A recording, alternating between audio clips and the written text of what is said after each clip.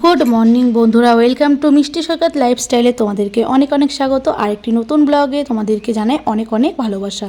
তো বন্ধুরা, আমি তো দুদিন ধরে কোনো ভিডিও দিতে পারছি না, কারণ হচ্ছে খুবই শরীরটা খারাপ ছিল। তোমাদের দাদাভাই তো আপডেট দিয়েছিল যে আমার ভীষণই জ্বর এসেছিলো আর খুবই শরীর খারাপ ছিল।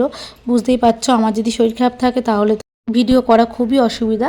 যাই হোক, আজকে তোমাদের সাথে কিছু কথা শেয়ার করতে আসলাম, কারণ তোমরা অনেকেই আমাকে কমেন্ট করছো, বলছো যে দিদিভাই তুমি দাদাভাইয়ের ইঞ্জেকশান ওষুধ কোথা থেকে তোলো, কিভাবে তোলো। তো সেই জন্যই আজকে ভাবলাম একটা ছোট্ট ব্লগ তোমাদের সাথে তুলে ধরি, কারণ ভিডিও ক্লিপ করা হচ্ছে না, সেভাবে ভিডিও তোলা হচ্ছে না, আর তোমাদেরকে শেয়ারও করা হচ্ছে না। তো তাই জন্য ভাবলাম আজকে আমি যেহেতু কলকাতায় যাচ্ছি এখন তোমাদের দাদাভাইয়ের জন্য ওষুধ আর ইঞ্জেকশান তোলার জন্য, তো সেই জন্য ভাবলাম একটা ছোট্ট ব্লগ তোমাদের সামনে তুলে ধরি। চলো তো তোমাদেরকে বলি কোথা থেকে আমি ইঞ্জেকশান ওষুধ তুলি। তো এটা হচ্ছে PGSSKM হসপিটাল। তো এই হসপিটাল থেকেই আমি কিন্তু তোমাদের দাদাভাইয়ের জন্য ইঞ্জেকশান তুলি।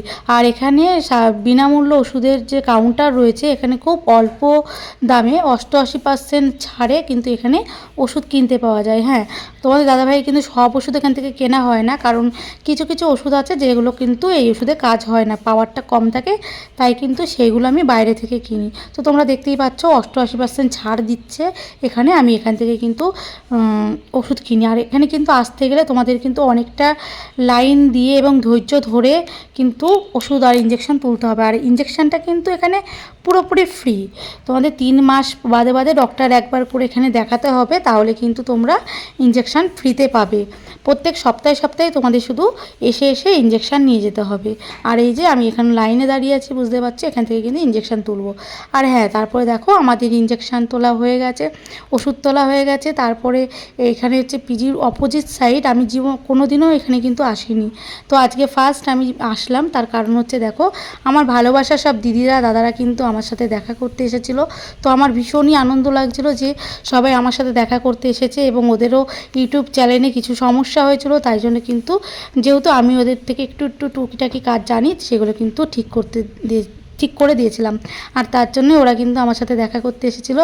আর আমি কখনো ভেতরটায় ঢুকিনি, সামনাসামনি কিন্তু ঘুরছিলাম।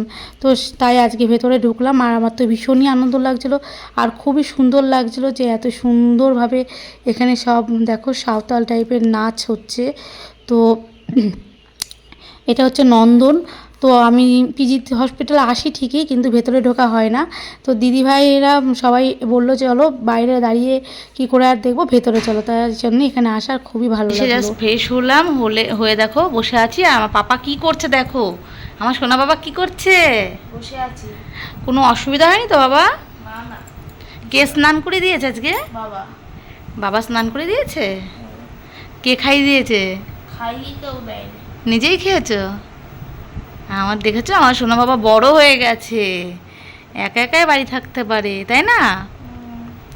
তো যাই হোক, সোনা বাবা তো বাড়িতে বসে আছে, আর এখন একটু রেস্ট নেব আমি। রেস্ট নেওয়ার পরে তারপরে দেখি রান্না করতে হবে আবার, তাই তো বাবা? তারপর আবার রান্না করব।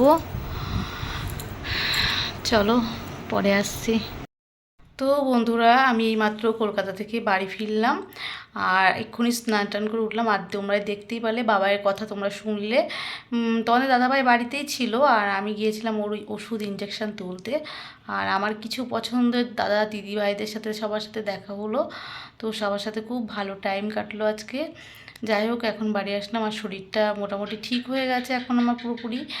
আর তো বাবাই শোনা এখন বসে আছে। আর আজকে যেহেতু সারাদিন রাস্তায় ছিলাম, একদম এখন আর শরীর একদম ভালো লাগছে না, তাই ভিডিওটা এই অবধি আজকে শেষ করব। আবার নেক্সট ভিডিও দেখার জন্য তোমরা সবাই অপেক্ষা করো, আর সবাই খুব ভালো থেকো আর সুস্থ থেকো। চলো বাই।